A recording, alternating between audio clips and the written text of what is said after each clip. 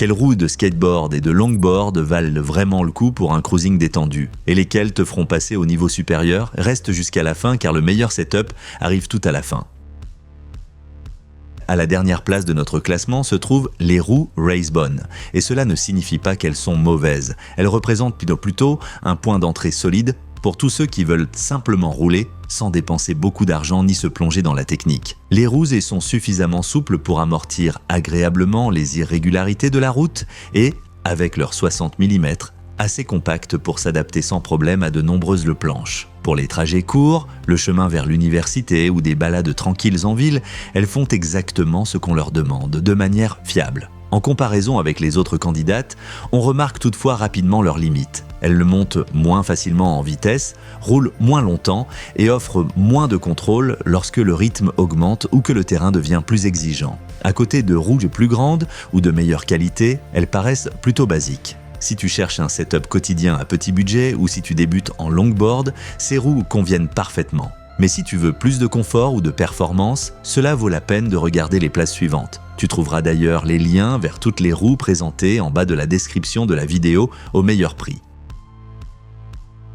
Juste au-dessus dans le classement se trouvent les E9 Super Softy Wheels, très appréciés surtout sur les skateboards classiques. Elles s'adressent clairement à tous ceux qui recherchent une sensation de glisse la plus douce possible sur un revêtement rugueux. Grâce à leur réglage très souple, elles absorbent nettement mieux que des roues de parc plus dures les petites fissures, les pavés et l'asphalte en mauvais état. Comparées aux Racebone, elles paraissent plus maniables et s'intègrent parfaitement dans des setups street ou cruiser, où le confort prime sur la vitesse. L'inconvénient apparaît dès que la vitesse augmente. Les roues sont plus petites et plus dures que des roues de longboard typiques et perdent plus vite leur inertie sur les longues distances ou à allure élevée.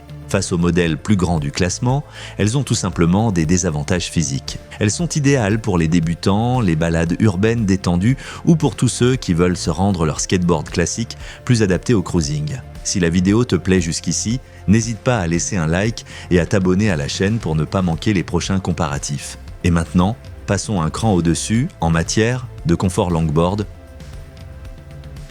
Avec les roues Joker Hawaii, on entre dans la zone où le longboard devient vraiment plaisant. Elles sont nettement plus grandes et roulent sensiblement plus facilement sur tout ce que tu rencontres au quotidien. Par rapport au modèle précédent, elles offrent plus de vitesse, plus de fluidité et nettement plus de confort. Les longues distances se parcourent de manière plus détendue et la planche reste stable même lorsque le revêtement se dégrade. C'est là que l'on ressent clairement la différence entre des roues de skateboard et de vraies roues de longboard. Bien sûr, elles sont de ce fait moins agiles et ne conviennent pas aux tricks ou aux lignes serrées en skatepark. Elles demandent de la place sur la planche et sont moins joueuses que des roues plus petites. Par rapport aux modèles haut de gamme, il leur manque aussi ce petit supplément de précision. Ces roues sont parfaites pour tous ceux qui veulent principalement cruiser et parcourir de plus longues distances sans entrer directement dans le segment high-end.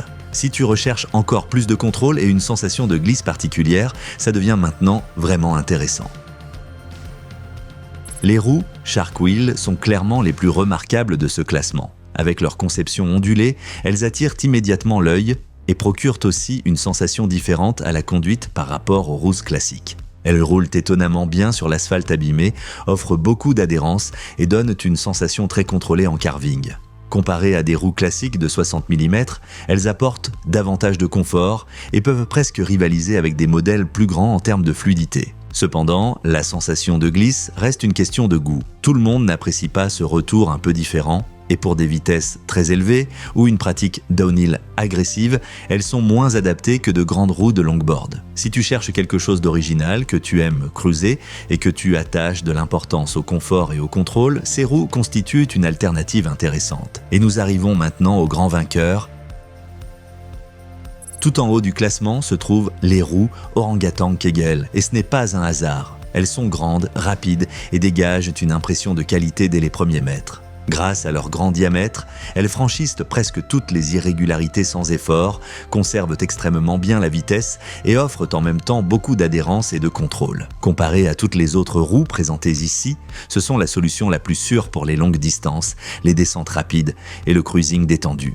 Le seul véritable inconvénient est leur taille. Elles nécessitent une planche adaptée et un minimum d'expérience, sinon le risque de wheel bite existe. De plus, Elles ne sont pas données, mais leur performance justifie clairement le prix. Si tu veux tirer le maximum de ton longboard et que tu privilégies la vitesse, le confort et le contrôle, ces roues sont le meilleur choix de tout le comparatif. Si tu veux regarder de plus près l'un des modèles phares, tu trouveras tous les liens en bas de la description de la vidéo. N'oublie pas de liker la vidéo, de t'abonner à la chaîne et d'être au rendez-vous pour le prochain comparatif.